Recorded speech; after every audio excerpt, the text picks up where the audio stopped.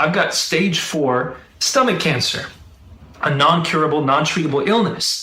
And how do I get through this?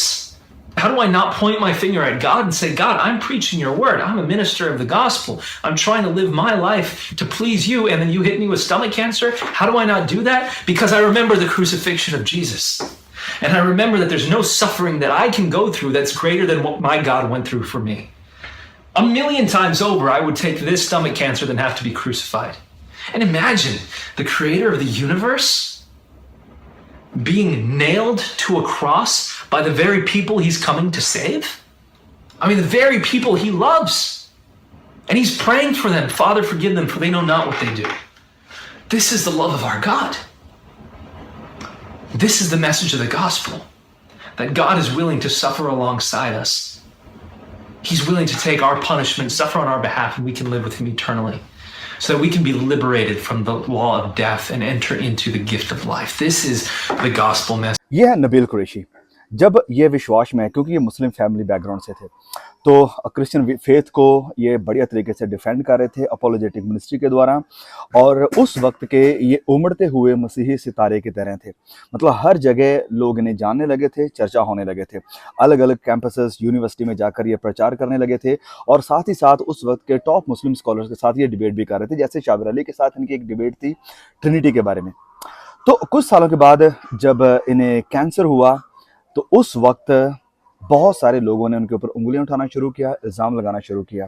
और नबील कुरैशी का response ये था, और बहुत सारी उनकी वीडियोस शायद आपको अभी भी यूट्यूब पर मिल जाएंगी। वो कहते हैं कि प्रभु यीशु जो कि सारी दुनिया को बनाने वाले परमेश्वर हैं, उन्होंने इंसान का रूप धारण किया, और जो पीड़ा, जो दर्द, जो दुख प्रभु यीशु ने सहारे हैं या सहन किए हैं हमारे लिए क्रूस के ऊपर जाकर, उस सब के सामने मेरा ये दुख कुछ भी नहीं है जो मैं इस जीवन में सह सकता हूँ। वो कहते हैं कि हमारी उम्मीद प्रभु यीशु मसीह है। और क्रिश्चियनिटी का ये मैसेज पावरफुल है कि हमारा परमेश्वर हमारे साथ आकर दुखों को सहन करता है, झेलता है, और हमें एक उम्मीद देता है। क्योंकि जब हम पढ़ते हैं इब्रानियों अध्याय 12 उसके वचन 2 में, वहाँ पर साफ साफ लिखा है कि विश्वास के कर्ता और सिद्ध करने वाले यीशु की तरफ ताकते रहो, जिसने उस आशा की खातिर, उस आनंद के लिए जिसके आगे धरा था, लज्जा की चिंता ना करते हुए क्रूस का दुख सहा, वरन क्रूस को सहन किया, मौत को सहा। तो हमें भी एक आशा है।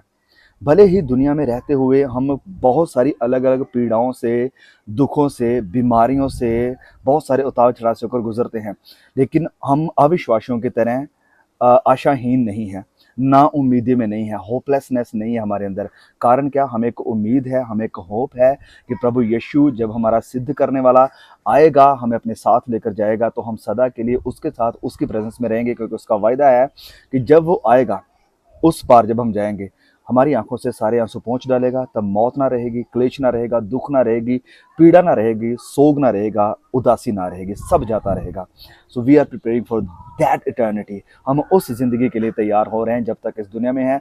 और ये ब्रदर नबील कुरैशी एक बहुत बड़ी एग्जाम्पल है इस चीज़ की कि कैसे कष्टों में, पीड़ाओं में रहते हुए भी हम प्रभु के प्रति विश्वास योग्य रह सकते हैं, उसकी महिमा के लिए जी सकते हैं। God bless you and I will see you.